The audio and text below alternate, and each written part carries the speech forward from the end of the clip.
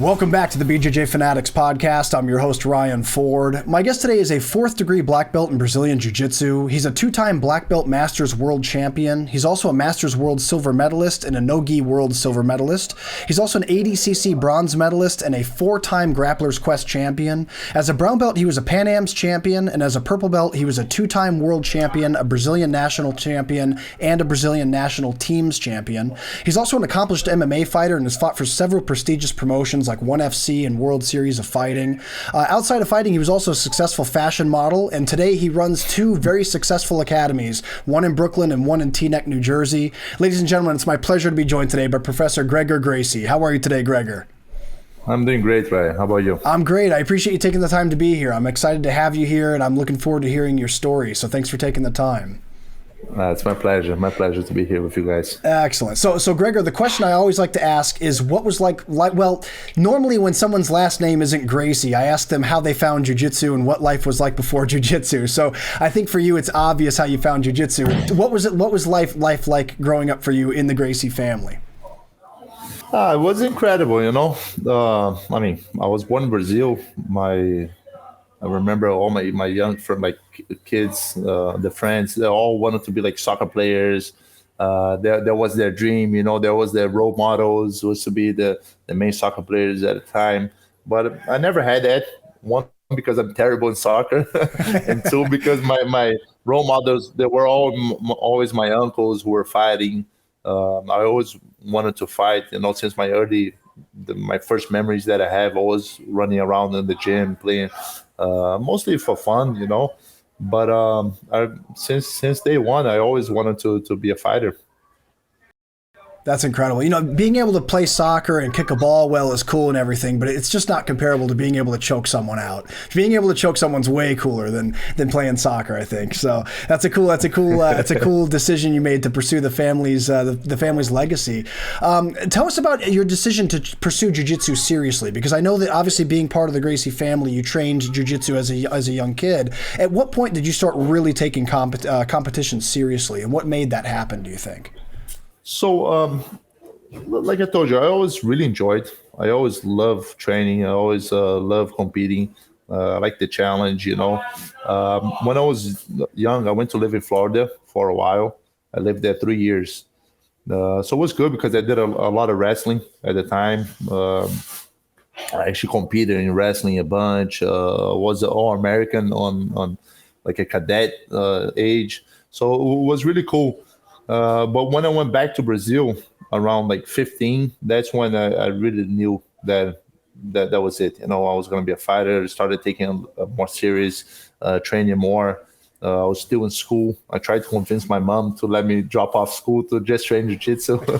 She didn't allow, but which was a good thing, you know. Now I'm kind of happy she didn't allow, but it was when I started taking more seriously. So I was around 15 years old. That's excellent. And Gregor, obviously the Gracie family is huge. So for the people that don't know where on the tree you are, you're the stepbrother of Gregor and Hollis, and the nephew Hollis and Igor. Oh, I'm sorry, Hollis and Igor. Yeah. And nephew of Henzo and Half and all those guys. So yeah. You grew up primarily with your mom, or did you split your time between the United States and Brazil growing up as a kid? No, just with my mom most of the time. Us 3, we just live with our mom, and then but she was the one who moved to the US when I was young. So me, my brothers, we all came. Hollis and Igor, they came for a short period of time. They were a little bit older already. So Hollis went to live with Helium in south of Brazil. He was in Florida for 1 year. He actually started a jiu-jitsu program there, but then he decided he wanted to still compete and do more things. So he went back to Brazil to live with Helium. And Igor was there for a while. Also, he also wrestled for a bit, but then he went back to Brazil to live with Carlos Gracie, the founder of Gracie Barra. And but I was a lot younger. We have quite a bit age difference, so I was stuck with my mom. I couldn't go back. That's cool. Now where did most of your jiu-jitsu knowledge come from? Who would you say was your primary teacher growing up? So I trained with. I was actually very fortunate because I was able to train with quite a lot of different people. Actually, as very young, I used to train with Carson for a while. Actually, I started with Henzo really young, like 3 years old, Wow. and then Henzo moved to New York, and then I started training with Carson at, uh, at his school, so that was really good. From there, I started going to Gracie Barra to train with Carlinhos, and then I moved to Florida. So when I came back from Florida, I started training back to Gracie Barra, which at the time was incredible. Had so many good guys, but Helium had just came back from south of Florida, south of Brazil, sorry, called Florianopolis, and he started teaching again in Rio. So he started teaching inside a Flamengo club, which is a really big club in Brazil. They're really big into judo, and so he used to teach there. So I used to commute to train with him during the day, which was like 5 people training, and at night I used to go to Gracie Barra. So that was the time that my jiu-jitsu really improved a lot, because when I used to go to train with Helium, number one, I think he's the most technical person that I ever seen. He's incredible. So when I used to go to him, I used to always used to be like almost a private for me, that I had some ukes to practice on, and he used to always ask like what kind of questions I had. So whenever somebody in Gracie Barra was doing something like a really good sweep or a really good pass, I would go to him and I would ask, "Hey, this guy's doing this to everybody. How can I stop?" And again, he's so incredible. Like sometimes he'll never seen the move before, but he's like, "Do it here," and then you do it once, and then he's like, "Do it again," and then he'll just study the move for like 1 minute on his head, and then he's like, "Come here, do the third time," and boom, he found a way to shut the move down. So it was incredible. So that's when I improved a lot. And then when I was a brown belt, actually when I was purple belt, I started coming to New York to vacation. My brother was living here already at the time, so I was to kind of like divide my time between New York and Brazil. But when I was brown belt, I moved for good, and then I just started learning with Enzo. So I had incredible people to help me out. Plus, my brothers was always around. Roger was always around as well. He helped me a lot. So it was very fortunate. What an incredible position to be in. Yeah, all those names that you mentioned are names that people travel the world just to have, a seminar with. So that's so cool that you had direct contact with all these members of the family and that they were all willing to help. What you said there actually leads to an interesting question. So something that's happening a lot in jiu-jitsu in modern times is people are cross-training a lot more. People are they have their home gym that they train at, and they have their gym where their instructor gives them their rank, but they're also visiting other gyms and training with friends and getting other advice from different instructors as well. That sounds like something that was very beneficial for you, being able to train at Gracie Barra, troubleshoot with Hillian, spend time with Henzo. In your opinion, was that a pretty significant part of your development? Do you think that at the end it was very good to be able to have multiple people to learn and get advice from? Oh yeah, it definitely helped because at that time Gracie Barra it wasn't really structured like the class. It used to be like you go, you warm up basically by yourself, and you do rounds. So it wasn't like if you had a question you could ask. There were like hundreds of world champion black belts on the mat at that time. So you could just ask one of them anything. But it wasn't like really class. So going to Helium was good because it was when I actually learned new positions, new techniques, and such things. And Gracie Barra was just like the test, the live test where they will do the live rounds every day, and that's it. And when I came to New York, training with Henzo was incredible because first I was the first time I started training no gi, which that definitely helped my game a lot, learning to stay a little bit tighter. And Henzo has a pressure that you have to feel it to know it's unbelievable. When he grabs hold of you, the only thing that moves is your eyes. So it was amazing because I used to have a very loose game, like jumping around a lot. and he was the guy that was responsible for changing him. Started to have more pressure game because of him, which helped me a lot in my career, fighting MMA, having been stay a little bit tighter on top and not losing positions. So it was incredible. That's amazing. What year did you go to New York? When did you start first going and training seriously with Renzo and doing that no-gi training that you mentioned? Yeah, so the first time I came to New York, I was supposed to come just for vacation to spend 1 month.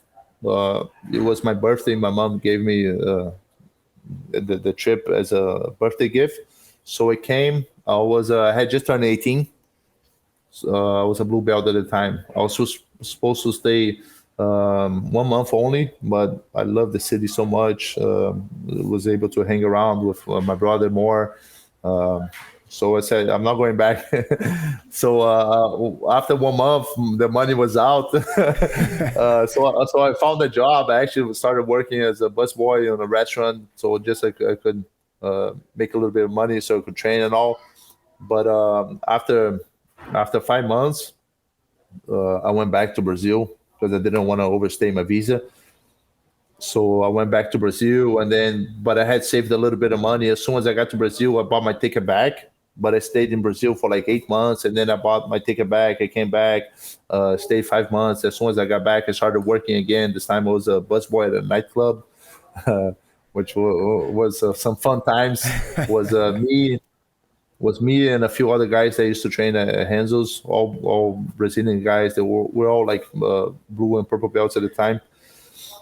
So we used to train and then go have dinner together and just walk. It was walking distance from Enzos. So every night we're just obviously working, but it was a good time. We're having fun. Sometimes the fights would break loose on the crowd. By the time the bouncers came, we already had controlled everyone.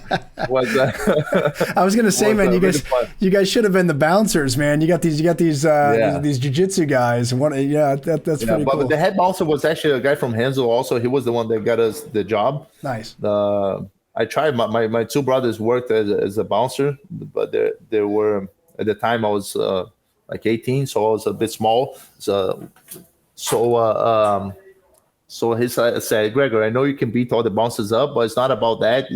We want people that intimidate, that or else you're going to be fighting every single day with everyone because everyone thinks they're going to be able to fight you. So I'm like, okay, that makes sense. Yeah, it's usually, I've always told people, like, if you're in a nightclub, the big scary guys, those big scary looking guys out front are not the ones to worry about. It's usually when the problem happens, a little guy shows up and it's like, okay, that guy, he works here for a reason. There's a reason he's on the team. Yeah. Was it John Donaher that gave you guys the position? Because I know he used to bounce back in the day at Enzos. No, was Black Rob. Oh, Black Rob. Yeah, cool. Yeah. That's awesome. Yeah. Did you happen to know Paul Creighton while you were there in New York? Yeah. He's my instructor. I got my brown belt from him. He's my instructor back home in the U.S. Cool. Yeah. What do you remember? Awesome. Yeah, what do you remember about those early days at Enzos? Like, there's so many legendary stories about the blue basement. What are some of your favorite memories that you have from training there? Man, it was a very different time. Was awesome because at the time Pride was still going on, so all the time people used to come to do camps, like Ryan, we used to come a lot to train. Half, Rodrigo was here. Like, we used to have a big crowd of guys fighting, So that was awesome. That's when I actually wanted to start fighting MMA, seeing those guys fight and so on. So I remember I started training to help them out, and but I used to be terrible. So I said, okay, let me start doing some boxing so just I can help them a little bit better. So I started boxing, and then I started getting a little bit better, and then a little bit better, and then that's how I decided to actually fight MMA. I never planned, so I just started helping them and feeling better in training. So, but it was great times. It was unbelievable times. Had a lot of legends always visiting. Abu Dhabi was always there was always a big camp whenever Abu Dhabi was going to happen. Roger used to always fly in to train. So it was definitely a very special time. That's really cool. Yeah, and I know during that time, that was when Renzo had the Pitbulls, with the team, the Pitbulls in the IFL. Yes. You trained with them a lot too, didn't you? Yeah, I did train with them. Ricardo was Almeida was also here. We used to drive down to his school to train. So what was the area helped me a lot. I tried I was gonna try to fight for the IFL, but then we had a really good guy who was one of soccer student at the time. I was gonna fight 155, but he ended up fighting, and then ended up debuting after on a Cage Fury event here in Atlantic City. That's amazing. Now, you mentioned that you never actually planned to do MMA. It's just something that happened. I think that's a very interesting aspect of your story. Yeah, I mean, I always wanted to. Yeah. But the way it happened, it was like supernatural. One day I went to train at Ricardo's. So after the training, I'm sitting there, I'm talking to one of his black belt, Dante. So we were just chatting back and forth, and then he's like, "Oh, I have a fight coming up in like a month." I said, "Oh, that's really cool, man. I've been wanting to fight. Also, I'm feeling good in training." And it's like, "Oh, you want me to call the guy and ask if you can fight?" I said, "Yeah, of course. Get him, call him." So he called the guy. "Hey, Gregor's here. He wants to fight. You think you can put him on the card?" It's like, "Yeah, of course." I said, "Okay, cool, let's fight." So it happened like that, So it was really cool. I was 20 years old at the time. It was a really big event. It was the first Kimball's first fight. Oh yeah. He fought the Seth Petrozelli. The guy's name. Was it Seth Petrozelli? No, they erased off his record actually. Oh really? After, but he fought like a big heavyweight boxer. The guy was world champion. I forgot his name. Yeah, but was Cage Fury in Atlantic City. That was my debut. Was his debut as well. But then Bellator actually erased that off his record to have, I don't know why. But if you log on Sherdog, you cannot see the fight anymore. But actually, he was on the card. Oh, that's interesting. Yeah, that's really interesting. So when you started fighting MMA, was there anything that you, like a specialty or a technique that you really liked in jiu-jitsu that didn't translate well to MMA? Like, was there any adjustments you had to make with your jiu-jitsu once punching and striking was involved? Yes, there was. I always like to play on top a little bit, but like I was explaining before, like Enzo changed my game, and that was one of the big issues. I used to have a very loose game where I kind of just jump around side to side. I thought I had an amazing guard pass skills, but it was just my out cardio. The guys, I'll jump around, bah, bah, bah, bah, bah, bah, and then the guy will get completely tired, and then I'll pass a guard. I'm like, man, I'm awesome at guard passing. If it works, it works, right? Yeah. But it wasn't really the case. And then when I started training MMA, it's a very loose game, but in jiu-jitsu, most people don't try to stand up. They kind of just play guard. But in MMA, what happened was I used to take people down and then they get up. I used to take them down and then they start jumping around, they get up. So I used to have to take down like 7-8 times on a round, which was very exhausting. By round 2, I was very tired. And then, so I said, okay, this is not going to work out. I need to change my game. So that was a big, I had a big change of game at that time. I had to really adapt to be a little bit tighter, which Enzo helped me a lot, which kind of worked out. Then my jiu-jitsu, I believe, became also better. And having that game, it's at the time worked for me. I was young, but it's not sustainable. It was something that I wouldn't be able to do for a long time. So I believe that changing that earlier in my career helped me a lot, because it's something that now, having more of a pressure pass game, it's something that I can do in 20 years, in 30 years. As long as I can train, I can still do that. But jumping side to side is definitely something that, again, it's very time limited in terms of jiu-jitsu wise, Yeah, that's really good insight, actually. And that's cool that it ended up shaping your game forever moving forward, and it allowed you to have better longevity.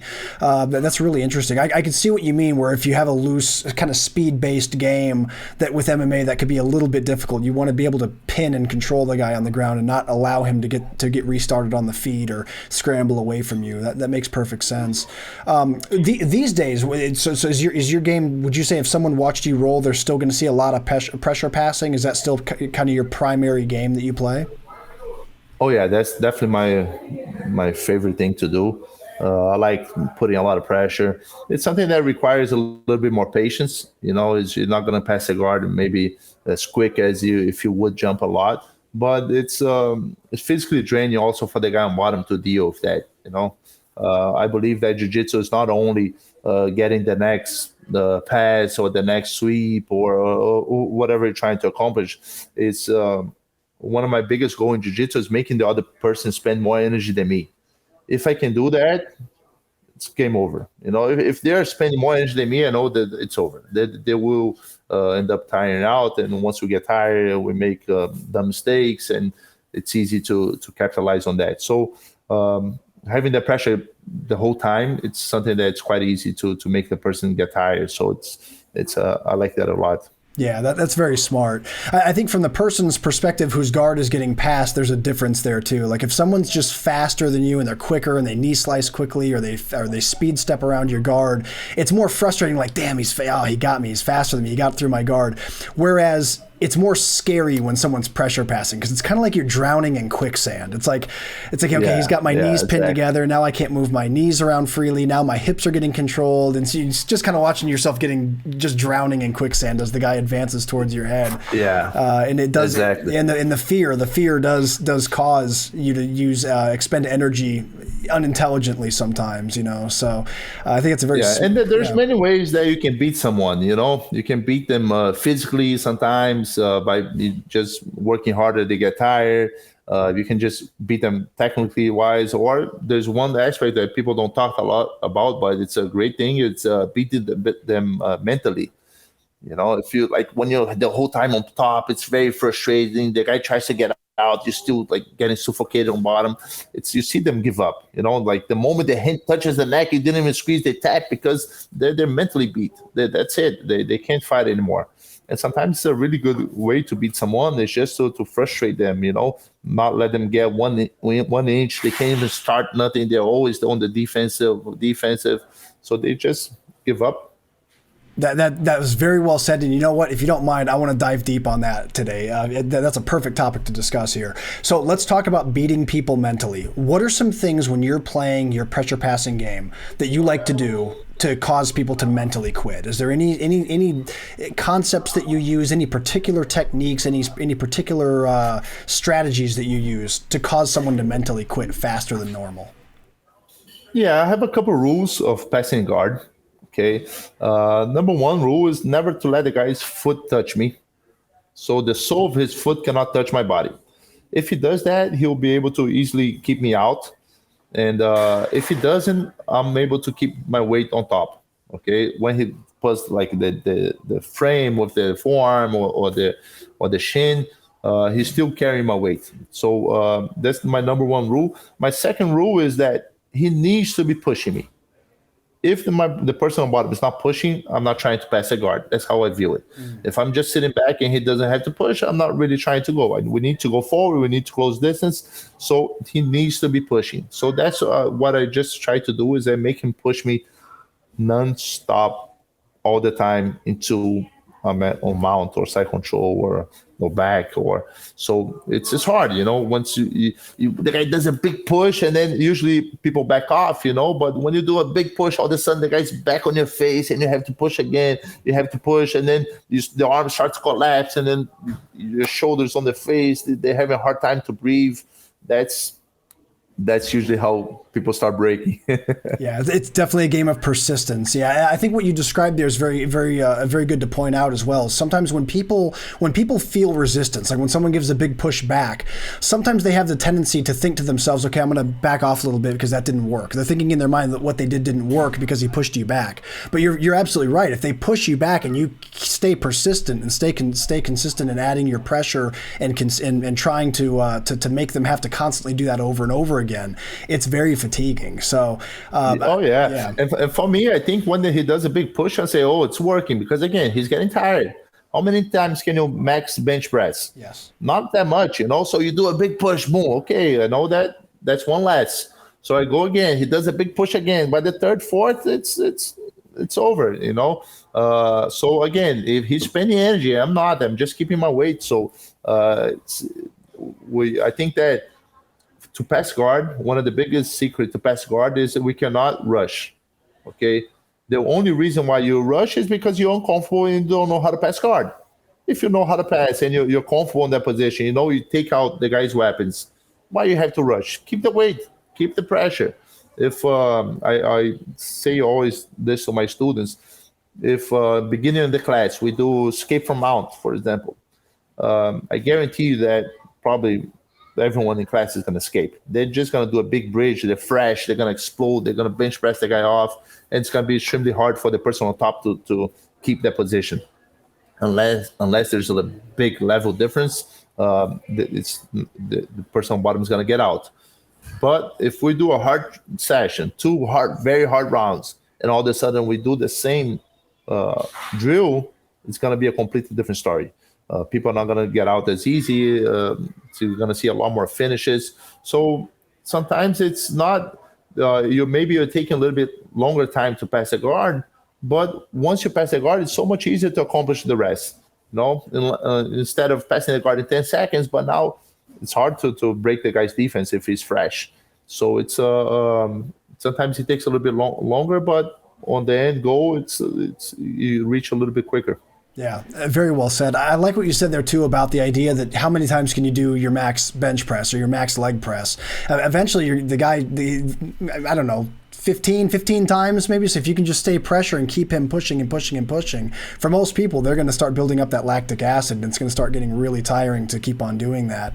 Do you find that when you add consistent pressure and that when you stay persistent in that way, eventually people just give you the pass? Like, do you feel people often just give you the pass just to not have to constantly be fighting with you like that? Yes, all the time, and it's an incredible feeling when you see the person just give up. You feel them just going to the body, just kind of like relaxing and say, man, just get it over with. Stop. Yeah. Yeah. So I love this feeling. Sometimes for me, it's even better than a submission because he didn't tap yet, but he already gave up. So anything you do, he will end up tapping. So it's incredible. Yeah, absolutely. That really is a good feeling. Yeah, there's something else you said there too that I think is really important to zoom in on. Is that you're not exerting a ton of energy with this style of game either. Like, it's mostly you're using your body weight and you're placing your pressure in the right spots. It's not like you're using a ton of your force and energy and strength against their energy and strength until they get tired. It's more that you're just placing your body and making them carry all your weight. When did you start to realize that in jiu-jitsu? Like, when did you start to really realize that, man, I can make him work a lot harder than I have to if I just put my weight in the right place? Yeah, it's something that I've been developing more later on. I'll say on the past, like, I don't know, 5 years, I started getting better with this. On the beginning, I had a pressure game, but it was a lot about like just pulling the guy, squeezing him, let him move. But I started to realize that it's not always the best way. It's also tiring, and sometimes passing the guard or just on top in general, it's very common we hear the idea of we want to be heavy, but sometimes weight is something a little bit relative, depending on who you're going. If you weigh 150 pounds against someone that's 220, maybe you're never going to feel heavy. So sometimes it's not about just having the weight, but it's taking the space away from the guy. The goal on top is you always want to take the space out. So if he tries to hip escape, there's nothing there. You're always taking the space that he can create to escape. And the person on bottom, you're trying to create space to be able to attack or to do whatever. So my goal is, once I started to realize that I didn't have to squeeze so much and just kind of start taking the space. He hip escape, I move out and I close in and I take that space out. So he tries to bring the knee in, he can't. So that I started to improve a lot on my guard pass. It was a lot more efficient. Didn't have to really pull, and I kind of just lay on top and just move as he goes. I love that. Yeah, I mean, it really is like pure jujitsu. It's using the art and science of leverage and balance and weight distribution to be, you know, to advance over your opponent. It's really, really cool that that's something that you focus so much on. And it's interesting too. Like when you do see people that are like, for example, there's a guy I train with. He's a heavier guy and he's much older. He's probably like I'd say he's probably 55 or like in his late 50s at least. And when we roll, I swear, like he's almost taking a nap. Like he's almost just like really, really, really relaxed. I bet his heart rate never goes up. But man, he is a hard person to roll with because he just knows where to be, where to put his weight. And like you said, he dominates the inside position constantly. He never lets me get inside position on anything. And that really is a whole nother level of jiu-jitsu that people can aspire to reach to if they just focus on those things, you know? Yeah, definitely. And this is something that now, like sometimes as young, you don't appreciate or you don't really learn so much from it. But my uncle, Carlos Gracie Jr., he trains a lot, you know, since he trains every day, he works out. He's really a healthy person, you know, he's really eats super well. But anyway, he was, when I used to train with him still, Gracie Barra, I was a purple belt, and he used to always kind of like get one of us, you know, like a top purple belt at the time. I was already a world champion. There was quite a few of guys like me. So he used to always call us a guy like me on the corner and train. And his training was always no time.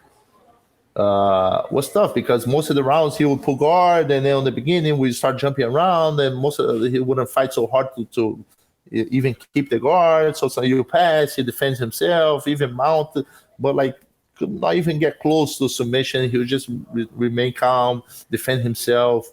And we used to try to attack every single thing that we could, and he just defend. Eventually, when he got on top, oh my God, you started to wish that he would finish you quick, but he would hug your head like this, both arms, and just stay like 10 minutes without moving, and then move 1 inch and 10 minutes without moving. You're like, please just finish me, you know.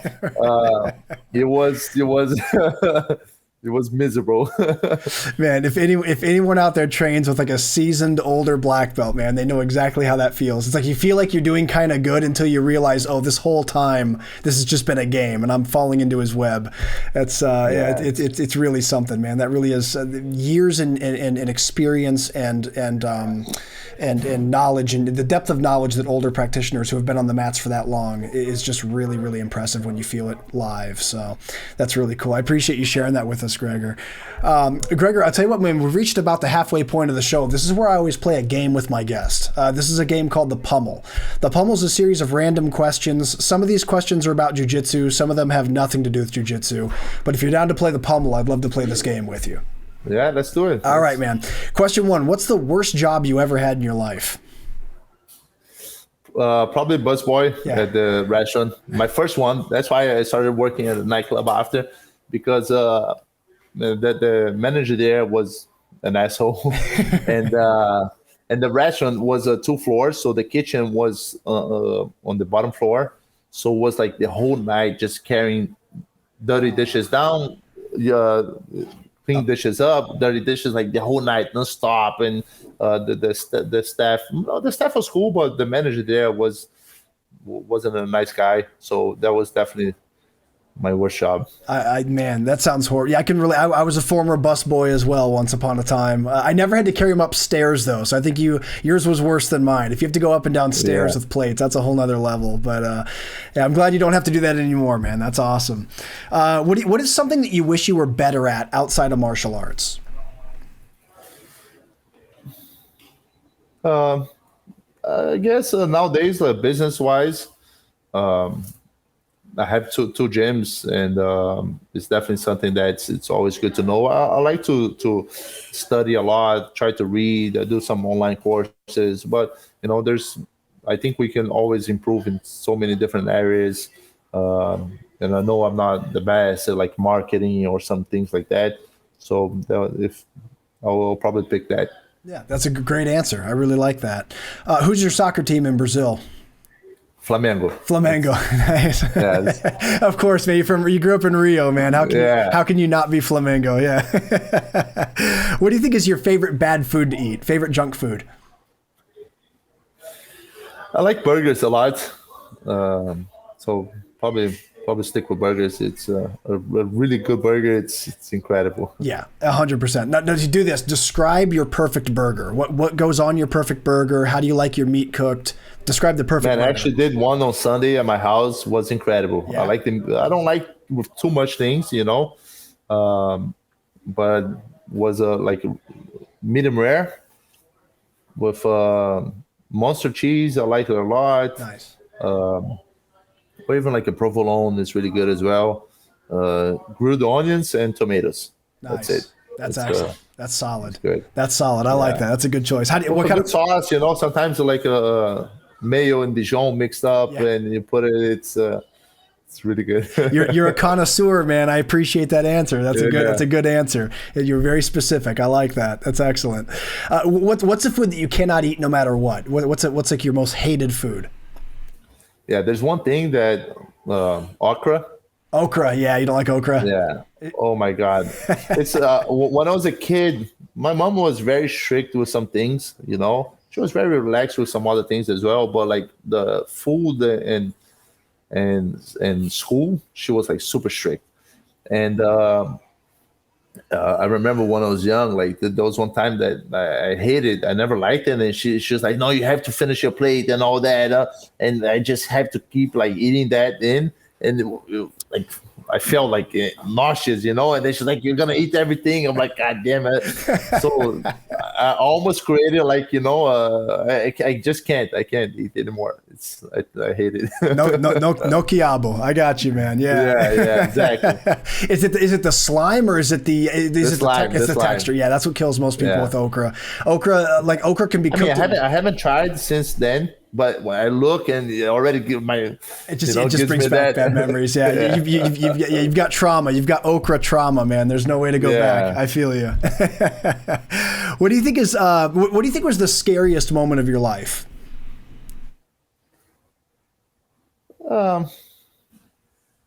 Scariest moment.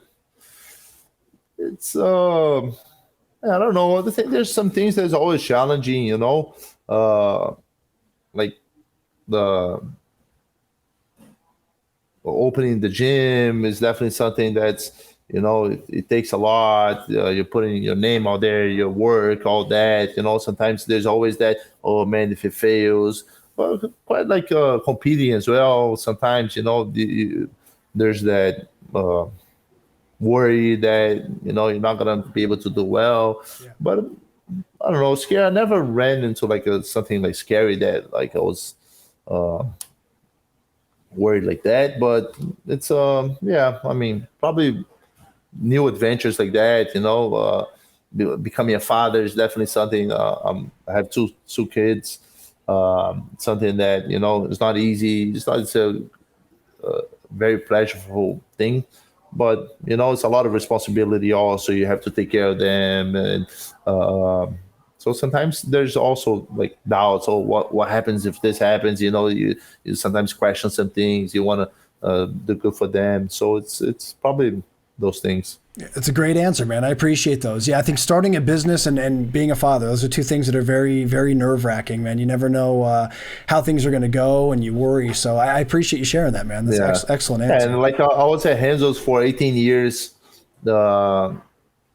And then I eventually left. Now I'm full time here on my gym. So it wasn't an easy step, to leave and having two babies at home, because my older one's gonna be 2 in August, and my young one is 8 months in 1 or 2 days, I think. Congrats. So man. So like 2 babies. So taking that big step. While like, what happens if my like this gym doesn't go well? Like it was a really big step.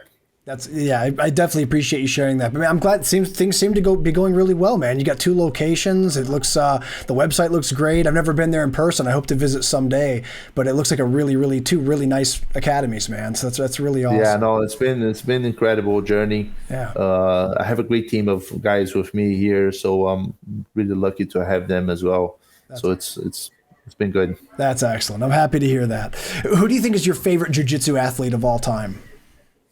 Roger. Roger. Good answer. Good answer. How about your favorite MMA fighter of all time? Probably GSP. GSP. Good answer. Yeah. Yeah. Good answer.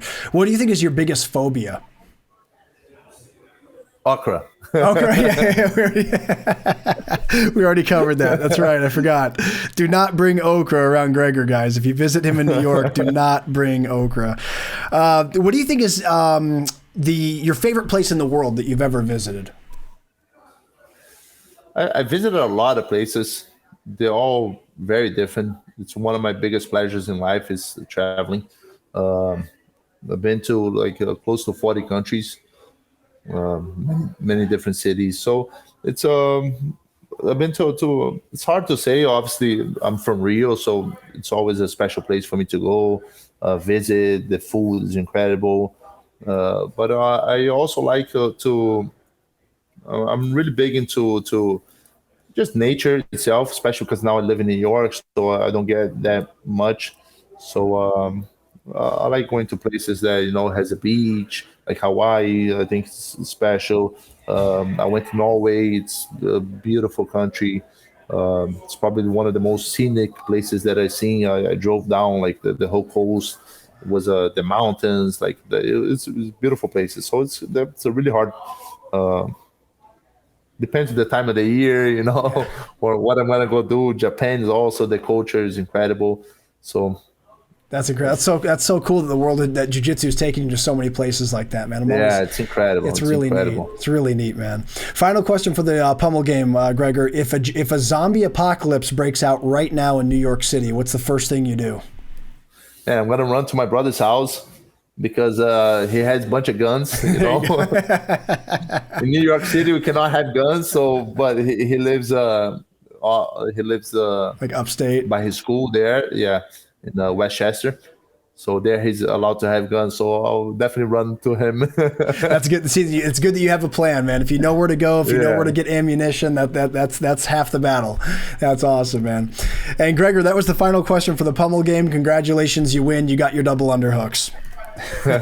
Awesome. So Gregor, something I wanted to talk about too, you have experience in wrestling, something that you explored when you first came to the US. It was you started learning to wrestle and you competed in wrestling. How much did that influence your jiu-jitsu game moving forward? A lot. I think also like the scrambles itself, having a great base, to the MMA as well. So I had a couple different phases that I wrestled a lot. The first was when I moved to the US. I was young. I at the time there wasn't a lot of jiu-jitsu in Florida.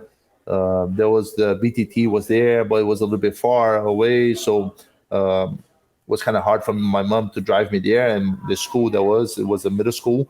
They used to have a PAL program that was actually a really good program. It was one of the best programs in Florida. Yeah. So I joined them. I started wrestling. We did really well. I won states in Florida for freestyle, and then took second in Greco. So that's why I ended up going to the nationals. So I wrestled 2 years of my middle school, and then I went to high school. I actually got a scholarship to go for high school. So I moved to a really good wrestling school. Cardinal Gibbons was in Florida. Wow. So I did my first freshman year with them, but then I moved back to Brazil. So I stopped wrestling at all. I started just back to jiu-jitsu. And then much later here in New York, I started, I used to have our wrestling coach called Mario Mercado. He wrestled Syracuse, but he was Enzos' main wrestling coach. So he always coached us at Enzos. And then his coach is a guy from Iran. He's incredible. Hamid is his name. He coached a bunch of old school big names in wrestling, like Mark Kerr, and he's the best wrestling coach I've seen in my life.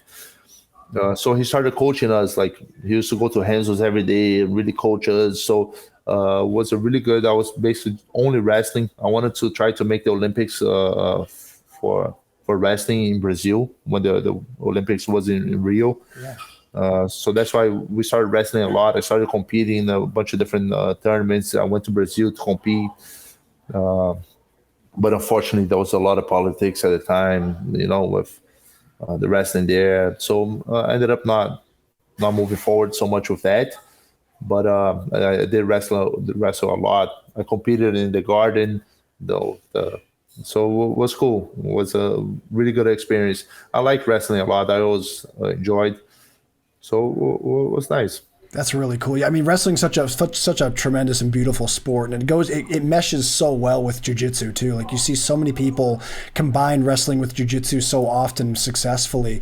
Do you feel that? So you mentioned that you do feel that wrestling has impacted and helped your jiu-jitsu. Do you feel that having your jiu-jitsu experience when you started wrestling helped you accelerate a little faster than it would have if you hadn't done jiu-jitsu before?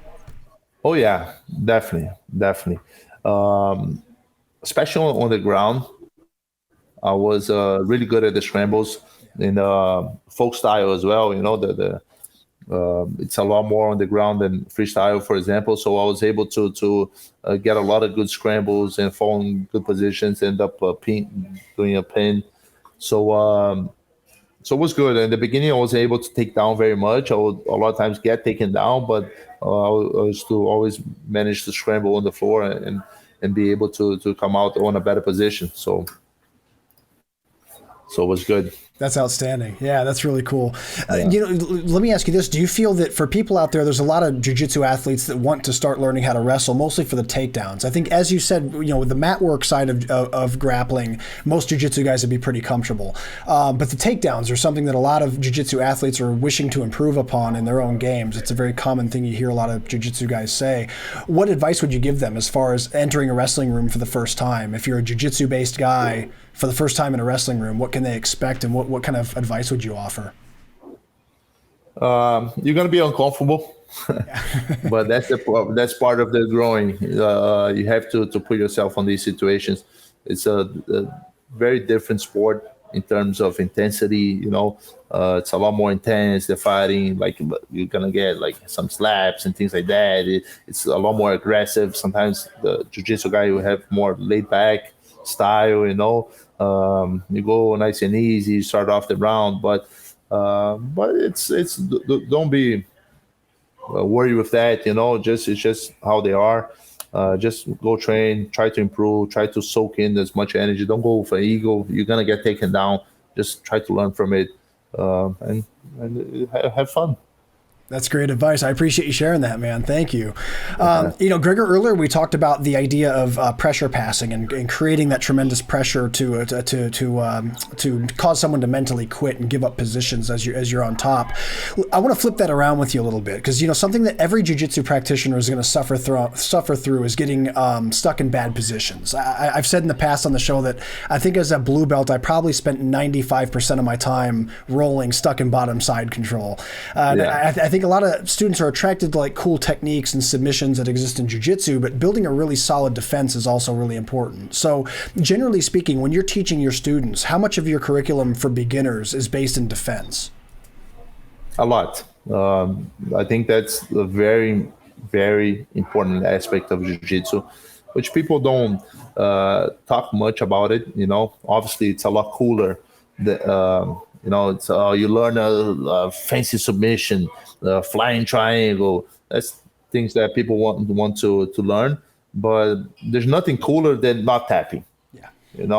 And this is what the jiu-jitsu was built on defense. Everyone talked about rear naked choke, Hoyts fighting, bigger guys. But what they don't understand is that at the beginning of MMA days, was the challenge of martial arts. This was the name. Okay. So it used to be one martial arts against another martial arts. And many of the fights, the jiu-jitsu practitioner, he didn't start winning. On the other hand, he was a lot smaller than the other guy. He would start getting thrown around, getting a little bit roughened up. But the main difference from the other martial arts to jiu-jitsu was that they could never finish the match. because of the defense in jiu-jitsu was always way superior than the other ones. So they couldn't finish. Eventually, they would tire out a little bit. The physicality would become a little bit more even, and then the jiu-jitsu would overcome by a finish. So jiu-jitsu became the most effective martial arts because of the defense. So this is something that I always try to pass on to my students, to be relaxed, to not try to just get out at any cost, because there's two aspects of jiu-jitsu, of defense, sorry. It's one, and a lot of times people get these two confused. Number one is defending yourself, and number two is escaping. They're not the same thing. I can stay on a bad position, stay there, almost like I was talking with about my uncle Carlos before. A lot of times he didn't want to get out. He would just stop defending. At one point, the attacking person would be frustrated because they couldn't do nothing. Then he would get out. So it's two different things. So we do not have to worry about escaping every single second. Learn to defend yourself. Once you get comfortable, then the escape will become very easy. So from there, then you can start. And the better your defense is, the better your offense will be. Because one thing that really sets people back of being able to attack is because they're worried about falling on a bad position. So they don't want to go forward because if they know they fall in a bad position, they're going to be stuck there. So they prefer to kind of just hold back, But if you're very confident on your defense, if you fall in a bad position, you're going to defend, boom, get out, and be attacking again. That's excellent. Gregor, I love that you separated the two ideas of defending and escaping, because you're right. I think a lot of times people have that in their head as a married thing, as one exclusive thing, and they really are two different things completely. So with that said, what are some of the most important rules to not get smashed from, let's say, bottom side control? Like what are some really important things that people need to use in order to not necessarily escape bottom side, but just not to get smashed from there or submitted? Yeah, sometimes on a bad position, you will be uncomfortable, okay? Your biggest job is to try to remain calm. A lot of times, I feel that people panic is when their mind, they start to think, I have to escape. When you think this way, you're going to do bad decisions, okay? That's when you're going to start panicking. Oh, I can't breathe. And then you start arm or exposing a bad position. So I think that our biggest goal is to not think about have to escape, but think about what's the next step that I have to do to escape from here. When you focus on the steps, it's easier for you to remain calm as well. Okay, because when you say I have to escape, all of a sudden you do a big bridge and you didn't escape, that's panic mode right there, and that's when things start to go bad. But when you're focused on the step, okay, I have to get the underhook, for example. Okay, the underhook's not coming in, but I'm going to keep insisting because that's my next step. So it's easier for us to try to remain calm. The pressure will be there. Being on a panic mode is not going to change the fact that the pressure is there. It's actually going to get worse because you're going to exert a lot of energy, and then you're on the same position. So now you're having a hard time to breathe and so on. So the more tired you get, the worse the position becomes. So remaining calm is something really important. And then just start focusing, seeing how the guy's behavior is. And if he's a little bit further back, are you going to try to get the underhook or then put back the guard? And the biggest reality is that there's no miracle move escaping. Okay?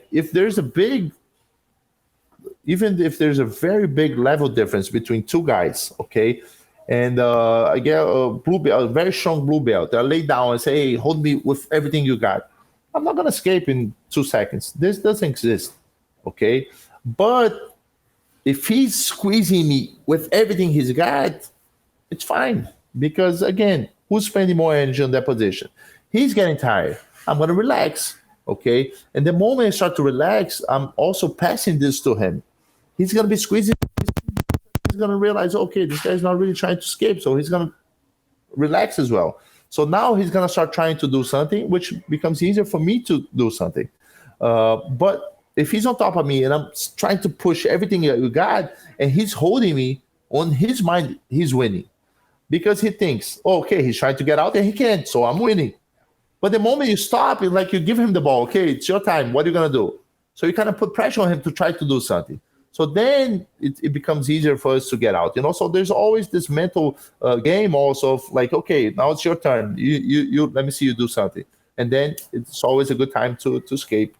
That's actually, yeah, I love that mental strategy that you just mentioned. You're absolutely right. Yeah, like a lot of times what feels like a bad position, a lot of times you're still causing the person on top to expend unnecessary energy sometimes. It's just a matter of staying cool and collected. I also like what you said about having the idea of having like a mental protocol as far as like a defense, like the steps that you mentioned that you take. That this, just as long as you are staying calm and remembering the steps, the protocol to what you need to do next, a lot of times you can escape pretty bad positions if you can just breathe and remember what to do. So that is excellent advice.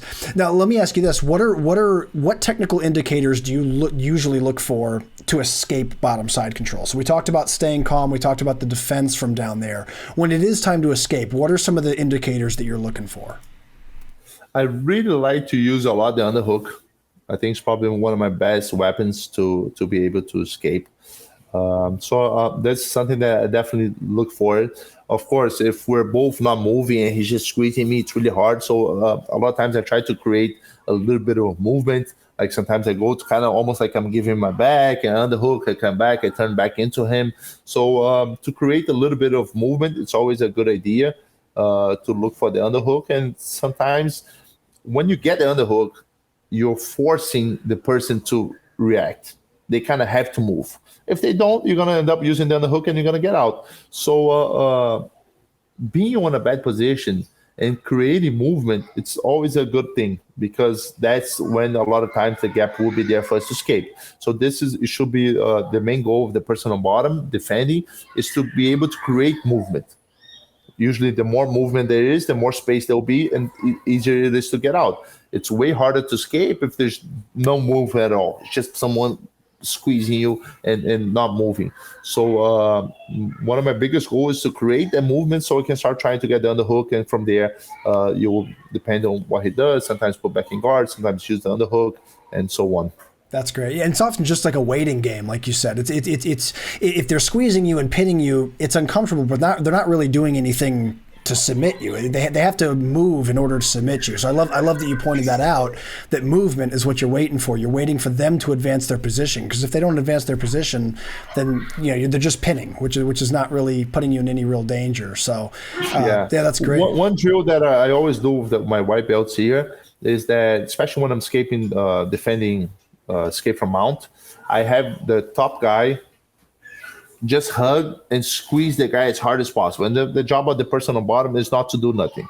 I do 30 seconds and I switch. I do another 30 seconds. I do this for the white belts.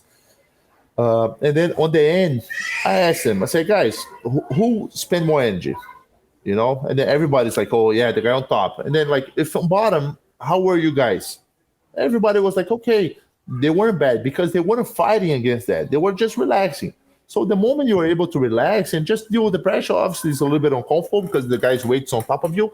But the moment you're able to you do that shift on your mind that, okay, I'll stay here a little bit longer, there's no problem with that, it changes completely the scenario. So it's a really good drill I do with the guys. They always have a great success after on learning the position.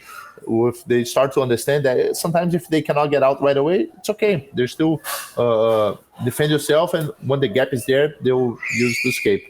That is an excellent drill. I almost feel like that should be mandatory in all jiu-jitsu schools. That's a really, really good one. Yeah, just that exposure to understanding that, man, getting squeezed and getting pinned and getting squished a little bit is not the end of the world if you can just breathe and relax. So very, very cool that you do that. You mentioned that you like to use the underhook a lot to escape bottom side. Do you typically use that to get to turtle? Do you use that to turn in to get to your knees and go after a single leg? Or what kind of things do you like to do once you get the underhook? It really depends on how the person is, but I really do like to go to end up using to get on top. So I want to use the other hand as well because I want to keep him slightly closer to me. Sometimes I start throwing my leg over his leg so he can't really circle. So most of the times I end up getting on top. sometimes in the guard, if the guy reacts a little bit faster and he realizes he's lost the position and he just sits, I'll end up on top guard. But the longer he tries to fight for the position, the better position I'll fall on. So a lot of times I end up either on his back or on his side control, which it's incredible. You escape from a bad position to a really good one. That's excellent. I love that. Now, a lot of times when you're defending bottom side control, what can happen is the guy will transition to a different position. He might go to north-south. He might go to mount. He might go to knee on belly. For someone that transitions from side to mount, what are some of your favorite concepts? What do you think is the most powerful concept to understand from the bottom of full mount to defend and escape? The two main priorities to defend the mount is that you want to keep the guy low on you. The higher he goes, the harder it is for us to escape. So you want to keep him low, and eventually you want to be sideways. To be sideways, you need to always clear his hooks. If he's hooking your legs, if he's closing closing his feet around your waist, like almost like the close guard, but the reverse. Sometimes you have to break that open to be able to get your leg flat on the mat. But if you can keep him low on you and you're able to get sideways, from there, he basically has no attack, and it's just a matter of time before you get out. Sometimes he might be trying to hold off a little bit, but you're completely safe, and if you do all the right steps, definitely you will be able to escape. That's outstanding. Well, guys, for anyone out there listening, man, everyone gets stuck in bad positions, guys. And I know that that's an aspect of everyone's game that probably across the board, we're all trying to improve on that at some point, regardless of what rank you are. Professor Gregor has an awesome instructional with us. He's actually got a few instructionals, but one in particular is called Never Get Smashed, Side Control and Mount Escapes. It's available right now at BJJFanatics.com. And he lays out both of these ideas. We talked about the concept of defending and not getting submitted, but then also the separate concept of escaping bad positions, which I appreciate that he recognizes in the instructional. Those are two separate things, and he makes that very clear. If you guys are wanting to work on your defense and not get smashed anymore, it's literally called Never Get Smashed, Side Control and Mount Escapes. Available right now at BJJFanatics.com, so you guys make sure you go check that out. Gregor, in closing, man, what are some of your major goals for 2023? Do you have any competitions coming up? Any big seminars? What are some things you hope to accomplish this year? Yeah, I recently opened my school in Teaneck. That's definitely a goal, to ramp that up, to have more students. So I did the grand opening 2 weeks ago. So it's incredible. The academy has been open a little bit longer than that. It's been open for like 2 weeks, but 2 months, sorry. But the grand opening was just now. So it's a really nice project. Plus, like I said, I like to compete. I'm always trying to stay busy. So I'm looking forward to compete on the World Masters this year. And I also got invited to compete on the Quintet again, which is going to be in Tokyo. It's going to be my third time competing in this event. It's such an entertaining event. It's a 5-on-5 for whoever haven't seen it before. It's 5-on-5. It's like King of the Hill. The first guy fights the first guy. Whoever wins stays on the mat. The second guy from the other team goes and fights him. So it's if there's a draw, both guys are out. So it's a really, really interesting format. It's a lot of fun to participate, to watch. So it's really looking forward for that one. That's really cool. I love Quintet, man, and I'm really excited to see that you're going to go back and do it again. That is really great news to hear for grappling fans. So yeah, you guys make sure you're paying attention to that. And Gregor, man, I really do appreciate all your time today. Thank you so much for sharing all your knowledge, and I'd love to do another interview with you in the future. No, for sure. It was my pleasure to be here. I'm looking forward for the next one already. Well, folks, we're fresh out of time. Gregor, again, I really do appreciate all your time today. It was a great conversation, and you're welcome back whenever you'd like to come back. For anyone out there that wants to keep up with Gregor, it's very easy to do so. He's active on Instagram. It's just at Gregor Gracie. His website is gregorgracie.com. If you guys are ever traveling through the Northeast, he's got a great academy in Brooklyn and a great academy that's brand new in Teaneck, New Jersey. So if you guys are passing through any of those areas, areas, make sure you drop in and get some good training. If you're not in those areas, thankfully you can learn from Gregor anywhere in the world here at BJJ Fanatics. The instructional that we discussed in depth today was called Never Get Smashed, Side Control and Mount Escapes. He's also got a couple other instructionals as well, so make sure you guys head over to bjjfanatics.com and check those out. And keep your eyes open for him at Masters Worlds and at Quintet in Japan. We're always rooting for you, Gregor, and I really appreciate it one more time, sir. Thank you. Thank you, guys. Excellent. That's going to do it for this episode, everybody. I really appreciate you tuning in. Please stay tuned for the next episode of the BJJ Fanatics podcast.